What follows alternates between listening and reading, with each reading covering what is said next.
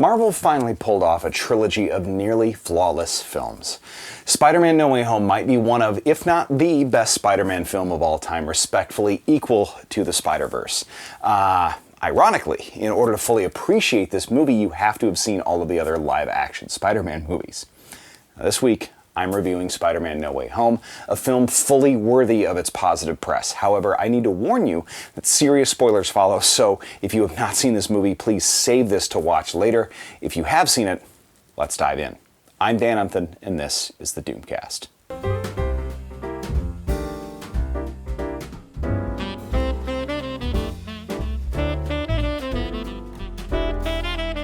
First, I love doing these videos and I put out about one a week and they're all great, so if you can do me a favor, please subscribe and hit the bell so that you don't miss the next one. Thanks a lot. Spider-Man No Way Home is the culmination of nearly 20 years of Spider-Man film and nearly 60 years of comics. And it's great. Absolutely heartbreaking and uplifting at the same time, and it's a great cap for a very difficult year for everybody that lives on this planet. Heads up, this whole review will contain spoilers, like I just said, so please stop watching right now and go see the movie first. Alright, No Way Home picks up promptly after Far From Home left off. The world is aware of who Peter Parker is, who his friends are, who his family are, and even where he goes to school, all thanks to Mysterio. Happy and May are breaking up just as MJ and Peter end up swinging back into his apartment to change and escape the press. In a scene that frustrates the shit out of me, Peter, MJ, Ned, and May are all arrested, and the other three tell Peter to get a lawyer, but then all also proceed to talk without a lawyer. PSA, you should never ever ever talk to police, even as a witness to a crime or a victim, without an attorney present, if even then, because it's rarely ever purely beneficial to just you, and any lawyer will actually tell you that, including Charlie Cox, who returns as Matt Murdock to get Peter out of the charges that he faces, and makes absolutely clear that something Daredevil related is probably back in the works at the MCU, and I couldn't be more thrilled, because out of nearly any other MCU work, Daredevil was one of the most flawless. Just the same, after getting rejected from college, Peter realizes his identity being made public has wrought chaos for him, his friends, and his family. So he approaches the actual wizard he knows upon informing him that he's not Sorcerer Supreme anymore and that role has gone to Wong, offers to help Peter and casts a spell to make people forget his identity, which of course goes awry, and in the process breaks what looks like the walls of reality, showing a fully white glowing figure who I fully believe is the Beyonder, because who else the hell would it be? Maybe Kang, but dude, he's completely glowing, I don't know. I almost assure you it is the Beyonder. Anyway, Strange then chastises him for not approaching the admissions team first before asking a wizard, but also, like, dude, you can't really complain, Steven, because you're the adult here. You should have asked him first. Also, I'm sure that you could have, talked to somebody at MIT on his behalf, being the award-winning neurosurgeon that you once were.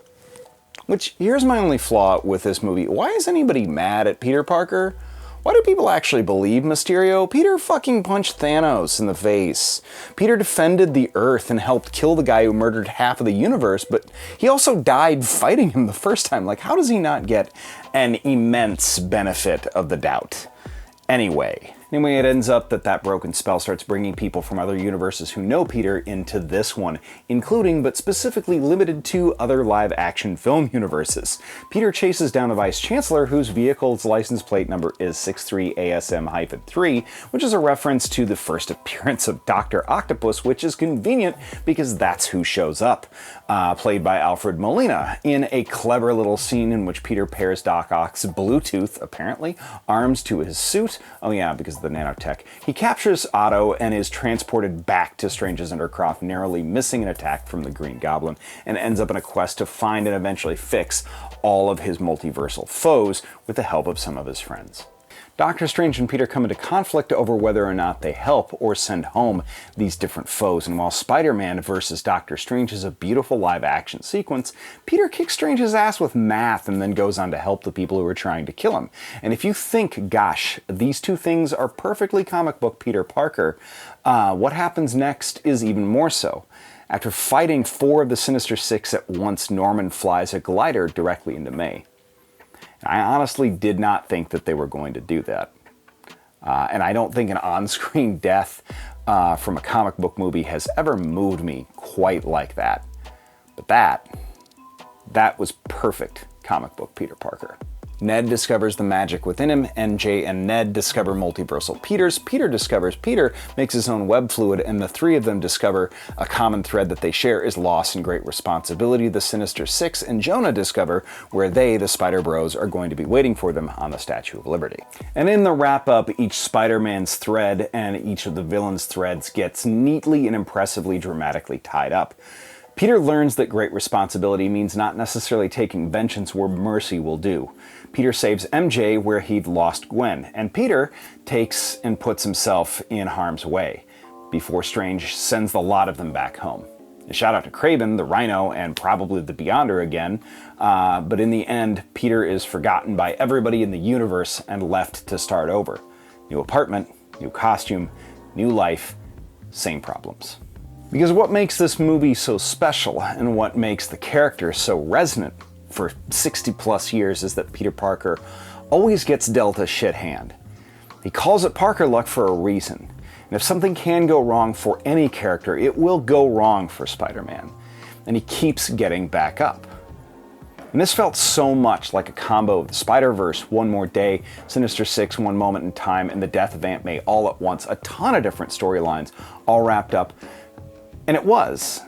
And the MCU Spidey trilogy is maybe the least comics accurate and still takes the most license with any story or villain or supporting characters or any main character, but still gets to the heart of all of the characters better than nearly any other single film.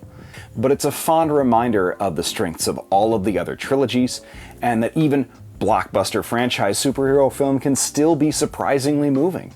And if I had to rank this, it's probably up there alongside Spider-Verse and Winter Soldier. Easily, it's among the best in the genre. And a pretty good case could be made that it might be the best film in the MCU. Thanks for watching, everybody. We'll see you next week.